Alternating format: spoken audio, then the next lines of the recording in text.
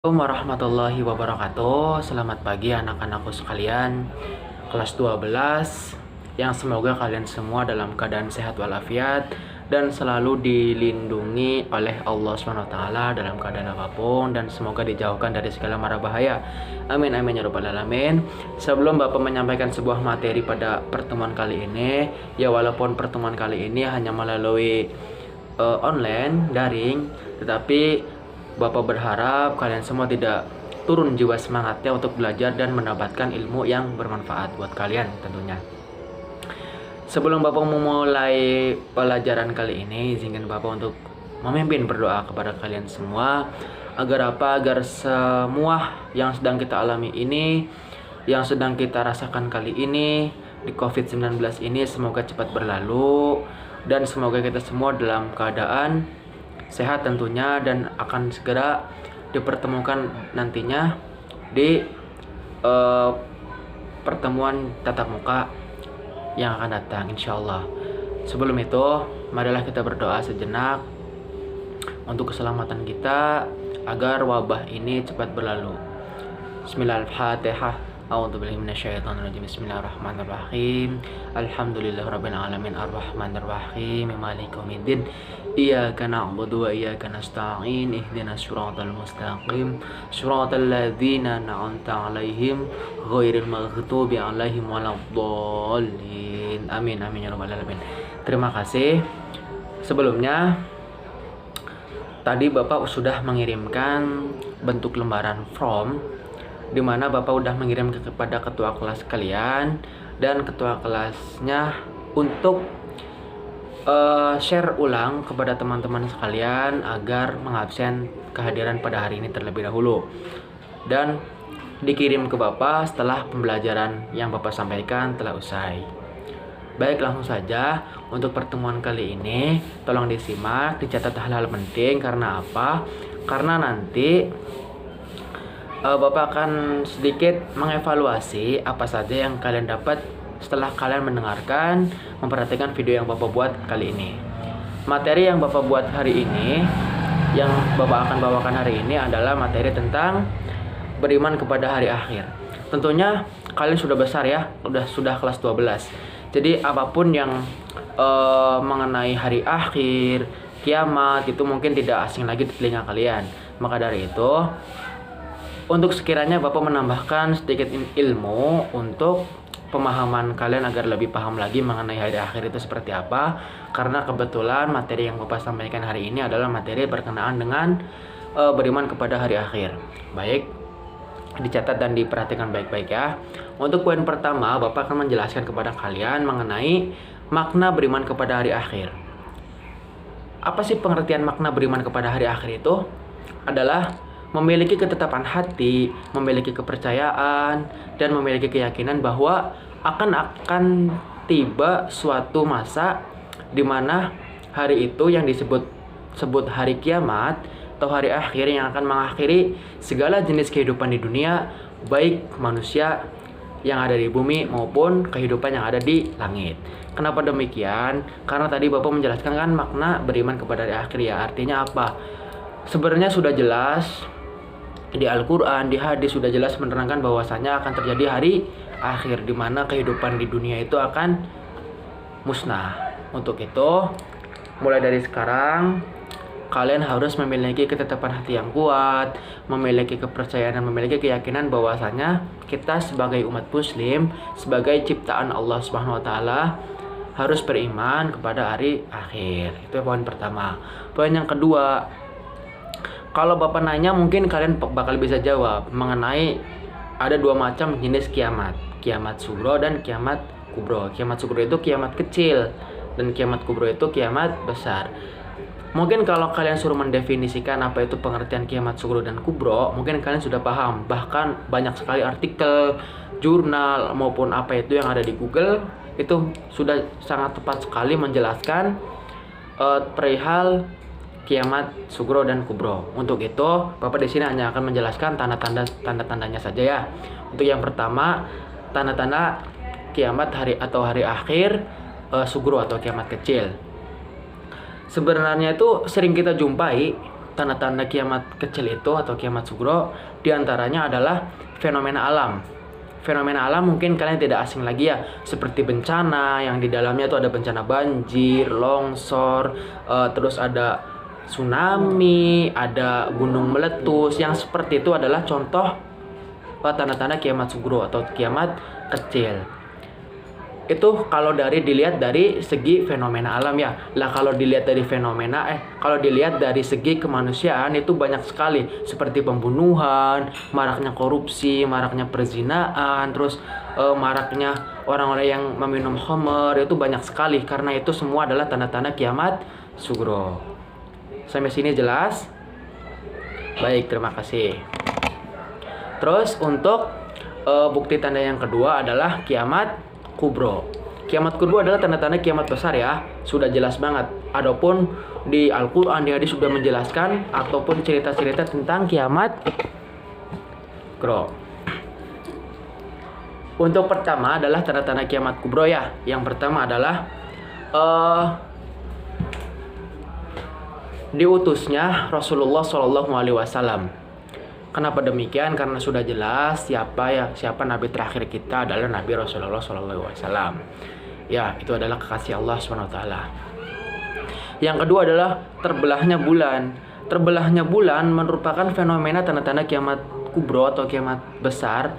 Itu juga diceritakan atau diberitahu oleh Allah SWT dalam firman-Nya dalam Quran surat Al-Qamar ayat 1. Kalian bisa baca sendiri, di situ sudah jelas bahwasanya tanda-tanda kiamat kubro atau kiamat besar adalah terbelahnya bulan ya. Sebelum pembahasan ke poin yang ketiga, terlebih dahulu Bapak akan sedikit mengulas ya. Mengulas artinya itu adalah sebenarnya kiamat kubro itu sesuatu hal yang bakal terjadi itu yang bakal kita jumpai, yang jarang banget kita bakal jumpai. Artinya apa? Kiamat kubro itu bener-bener kiamat akan sesuatu hal yang terjadi nanti, itu akan membingungkan buat kita. Itu ya, catatan harus digaris besar, digaris bawahi bahwasannya kiamat kubro itu memunculkan tanda-tanda yang sekiranya bakal terjadi sesuatu hal yang tidak pernah terjadi pada kita sebelumnya. Itu teman-teman. Lanjutnya ke poin ketiga adalah adanya tiupan sangkakala. Ada dua kali tiupan sangkakala ya. Tiupan sangkakala yang pertama itu adalah dimana manusia mulai merasakan kebingungan. Suara apa itu? Mulai bingung, mulai polos. Ya, bingung lah. Terus ada juga tiupan sangkakala yang kedua itu adalah dimana manusia itu sudah mulai mencari Al-Quran, kitab-kitab orang tuanya itu. Terus ada juga poin yang kelima nih. Diutusnya Nabi Isa alaihissalam. Dalam sebuah hadis yang diriwayatkan oleh Muslim, ya, di situ dijelaskan bahwasanya ada fitnah dajjal yang menyerang manusia nantinya. Oleh karena itu Allah mengutus Nabi Isa alaihissalam untuk membunuh dajjal yang bertepatan tempatnya itu di Palestina, di Baitul Maqdis yang disebutkan namanya adalah Bablut. Ya, dicatat ya. Untuk poin yang keenam, kemunculan Ya'juj dan Ma'juj. Yang ketujuh adalah terbitnya matahari dari arah terbenam. Mungkin untuk poin yang ketujuh ini tidak asing lagi di telinga kalian bahwasanya apa? Tanda-tanda kiamat besar itu adalah terbitnya matahari dari sebelah barat. Ada sebuah cerita kayak gini semuanya, dengerin ya. Ceritanya itu bangun seperti biasa jam 7 pagi ataupun jam berapa itulah, waktu subuh kita melaksanakan sholat subuh, masih gelap karena wajar di waktu subuh itu masih sedikit gelap. Sudah berjalan waktu itu pukul 7, tapi kok masih gelap. Kita masih berpikiran positif, mungkin itu adalah mendung, mataharinya tertutup dengan awan, jadi masih berpikir positif lah. Terus lanjut lagi, udah mendekati waktu zuhur, tetapi kok masih gelap. Nah, mulai dari situ semua umat manusia yang ada di bumi itu mulai kebingungan. Kenapa jam 12 siang yang harusnya itu terik panas, tapi masih gelap gulita seperti halnya malam hari. Nah, mulai dari situ manusia mulai kebingungan. Sampai nanti beranjak pukul 5 sore, mulai ada sedikit cahaya dari arah barat, yakni terbitnya matahari dari searah barat. Itu merupakan tanda-tanda yang sangat jelas sekali yang akan mencerminkan bahwasanya kiamat kubro atau kiamat besar akan terjadi. Untuk poin ke-8, poin yang terakhir yang mengenai tanda-tanda hari kiamat itu ya teman-teman, adalah melimpahnya harta benda yang dimiliki oleh manusia. Jadi di dunia ini banyak sekali perlombaan bahwasanya mencintai harta dunia daripada harta akhirat. Yang tadinya bergemar zakat, gemar memberikan amal soleh, berinfak, seketika itu tiba-tiba sayang sekali kepada harta itu, menabungnya untuk diri sendiri, bahwasanya harta yang dimiliki itu sangat banyak, sangat bangga, yang seolah-olah lupa bahwasanya ada hari akhir atau di kehidupan yang kita sesungguhnya, yaitu di alam barzah. Ya teman-teman, itu adalah tanda-tanda kiamat. Untuk itu kalian semua dicermati, dipahami, dicari ulasan-ulasan terkait apa yang Bapak sampaikan, agar sekiranya kalian itu bisa lebih paham dan lebih menjelaskan nantinya untuk anak cucu kalian nanti. Semoga bermanfaat. Terus lanjut ke poin ketiga, yaitu apa sih Pak hikmah mempelajari dan beriman kepada hari akhir itu? Ada beberapa hikmah atau manfaat ya ketika kita mempelajari atau beriman kepada hari akhir. Yang pertama adalah dapat meningkatkan keimanan dan ketakwaan seseorang. Kenapa demikian? Kalau dari awal kita percaya bahwasanya akan terjadi hari akhir, itu seolah-olah kita tuh percaya bahwasanya kita diciptakan oleh Allah SWT, kita diperuntukkan, dituntut untuk beriman kepada Allah, menjauhi larang-larangannya, selalu menjalankan apa yang diperintahkan. Itu akan berjalan dengan sendirinya. Hati kita itu akan tenang, keimanan kita akan meningkat. Karena apa? Karena Allah itu maha melihat, yang pertama, Allah maha mendengar yang kedua, dan Allah maha bijaksana, maha adil, dan lain sebagainya. Untuk karena itu kita sebagai manusia yang diciptakan paling sempurna oleh Allah SWT, untuk halnya beriman kepada Allah SWT. Itu poin pertama ya. Yang pertama adalah keimanan kita itu akan meningkat apabila kita beriman kepada atau percaya kepada hari akhir. Dan poin yang kedua adalah akan senantiasa berbuat baik, bahkan berlomba-lomba dalam kebaikan. Contoh,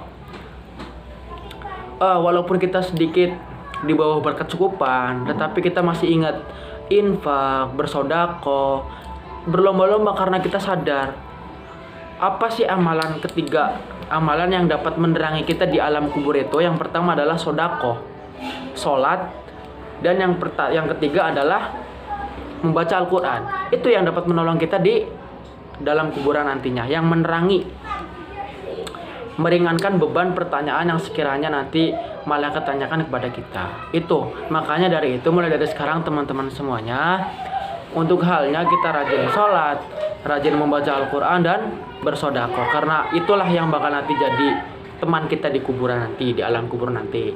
Poin yang ketiga adalah mendorong semangat berkarya. Berkarya di sini dalam arti berkarya untuk dalam hal kebaikan.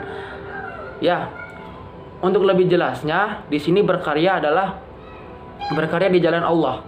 Artinya menciptakan dakwah-dakwah. Ya, menyebarkan informasi-informasi yang bermanfaat mengenai syariat Islam, kebaikan, dan untuk dari satu orang yang ke seorang lain itu hanya untuk semuanya itu bermanfaat untuk orang lain, berdakwah. Dan yang poin yang terakhir adalah memperjelas tujuan hidup kita. Kenapa demikian? Dengan kita beriman, dengan kita percaya dan mempelajari hari akhir itu akan terjadi, tujuan hidup kita itu akan jelas. Kenapa? Kita akan berbuat baik, kita akan rajin sholat, kita akan menjauhi larang-larangan dari yang dilarang oleh Allah, dan kita akan menjalankan perintah-perintah yang diperintahkan oleh Allah SWT. Untuk itu yang insya Allah bakal istiqomah kitanya. Mungkin di pertemuan kali ini hanya sekian materi yang dapat Bapak sampaikan. Kurang lebihnya Bapak mohon maaf, dan apabila ada kebisingan apapun itu yang mengganggu di video yang Bapak buat kali ini, Bapak mohon maaf. Semoga bermanfaat dan semoga kalian juga mencatat hal-hal penting yang terkait dengan materi yang apa Bapak sampaikan tadi. Untuk pertemuan minggu depan, kalian siapkan sebuah pertanyaan mengenai hari akhir ya, yang dibawanya nanti kalian juga dipersiapkan, yang akan nantinya Bapak akan mengulas kembali apa yang kalian dapat di pembahasan Bapak kali ini. Semoga pertemuan kali ini bermanfaat buat Bapak khususnya dan buat kalian pada umumnya. Semoga kalian tetap beristiqomah dalam menjalankan syariat Islam, dalam menjalankan kebaikan-kebaikan yang diperintahkan oleh Allah SWT, dan semoga kalian juga selalu dilindungi oleh Allah SWT. Amin amin ya robbal alamin. Jangan lupa untuk ketua kelas, sekiranya sudah mengisi absen teman-temannya, untuk mengirim kembali ke Bapak ya. Cukup sekian pembelajaran daring yang Bapak sampaikan kali ini. Kurang lebihnya Bapak mohon maaf. Wassalamualaikum warahmatullahi wabarakatuh.